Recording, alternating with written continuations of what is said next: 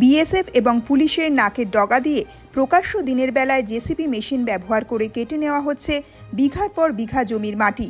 সব দেখেও নাকি প্রশাসন চুপ রয়েছে, কিন্তু মাটি ভর্তি ট্রাক্টর নিয়ে যাওয়ার ফলে গ্রামে নতুন করে তৈরি হওয়া রাস্তা ভেঙে চৌচির হয়ে যাচ্ছে। তারই প্রতিবাদে শনিবার সকালে বিক্ষোভে ফেটে পড়লেন মুর্শিদাবাদের সুতি থানার অন্তর্গত বাহাদুরপুর গ্রামের কয়েকশো বাসিন্দা। মাটি ভর্তি ট্রাক্টর আটকে তারা বেশ কিছুক্ষণ বিক্ষোভ দেখান।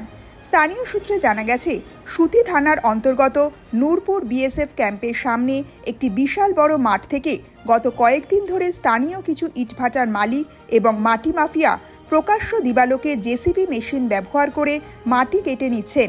এরপর বাহাদুরপুর, নয়া বাহাদুরপুর এবং আরও কয়েকটি গ্রামের ভেতর দিয়ে ট্রাক্টরে বোঝাই করে সেই মাটি পৌঁছে যাচ্ছে বিভিন্ন এলাকায়। বাহাদুরপুর গ্রামের এক বাসিন্দা নাম না প্রকাশের শর্তে বলেন, গত বেশ কিছুদিন ধরে নয়া বাহাদুরপুর গ্রামে রাতের বেলায় ট্রাক্টরে করে মাটি যাচ্ছে, কিন্তু গত ৩-৪ দিন ধরে বাহাদুরপুর গ্রামের ভেতর দিয়ে দিনের বেলায় ট্রাক্টরে করে মাটি বোঝাই করে বিভিন্ন ইটভাটায় নিয়ে যাওয়া শুরু হয়েছে মাটি। গ্রামবাসীরা বলেন, গত বছরের শেষে ১২০ ঘাট থেকে শেরপুর হয়ে নয়া বাহাদুর পর্যন্ত প্রায় ৫ কিলোমিটার লম্বা একটি রাস্তা রাজ্য সরকারের উদ্যোগে তৈরি হয়েছে। ২০১০ সালের পর গ্রামের লোকেরা প্রথম পাকা রাস্তা পেয়েছেন, কিন্তু যেভাবে ট্রাক্টরে করে মাটি নিয়ে যাওয়া শুরু হয়েছে তাতে নতুন রাস্তা ভেঙে যাচ্ছে।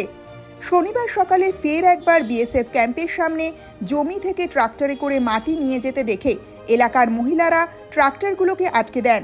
তাদের বক্তব্য, এর কিছুক্ষণের মধ্যে স্থানীয় মাটি মাফিয়ারা এসে তাদের হুমকি দেন।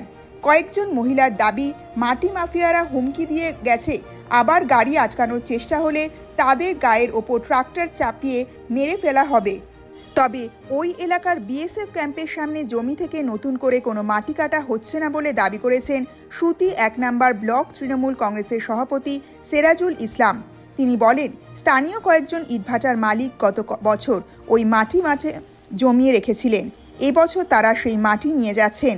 এই মাটির জন্য সরকারকে রয়্যালটি দেওয়া রয়েছে। তার বক্তব্য, জমিয়ে রাখা মাটি যারা কেটে নিয়ে যাচ্ছেন তারা তৃণমূলের সমর্থক হলেও দলের কোনো পদে তারা নেই। রাস্তা ভেঙে যাওয়ার বিষয়টি প্রশাসন দেখবে। অন্যদিকে গ্রামবাসীদের এই অভিযোগ শুনে সুতি ১ নম্বর ব্লকের বিডিও অরূপ সাহা বলেন, গ্রামবাসীদের অভিযোগ লিখিতভাবে জানালে আমি সোমবারই এলাকায় ইঞ্জিনিয়ার পাঠিয়ে গোটা বিষয়টি দেখে নেব।